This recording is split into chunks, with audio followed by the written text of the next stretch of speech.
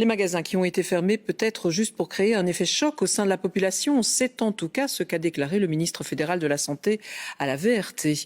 Il a ajouté que le risque de contamination dans les magasins était faible. La fermeture des commerces n'était donc pas une décision purement sanitaire. Valentin Boigelot.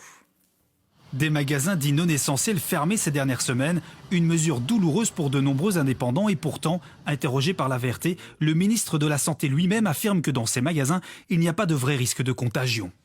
Winkelen is eigenlijk geen groot risico als dat gebeurt op een heel goed gecontroleerde manier. Het is geen Waarom is het al een tijd geleden gesloten eigenlijk?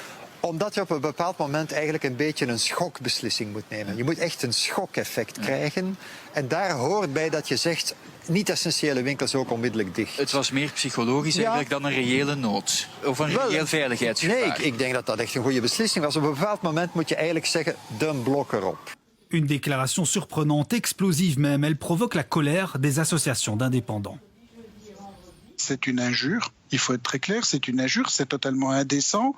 Ce sont des cobés, on a essayé quelque chose, on a utilisé un prétexte, etc. Mais c'est très inquiétant, bien entendu, puisque maintenant le doute va s'installer. À chaque décision, chaque fois que le ministre Van den Broek va dire quelque chose, on va se demander si c'est réellement une décision qui est censée ou si c'est un coup dans l'eau, un coup d'essai. Avec une telle déclaration, de nombreux indépendants s'interrogent aujourd'hui sur d'autres décisions du gouvernement.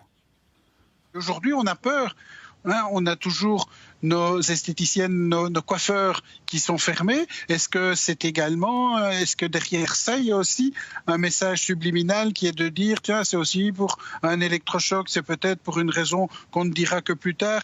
Dans les bureaux de cette autre association, l'incompréhension est totale. Les propos du ministre ont fait l'effet d'une bombe.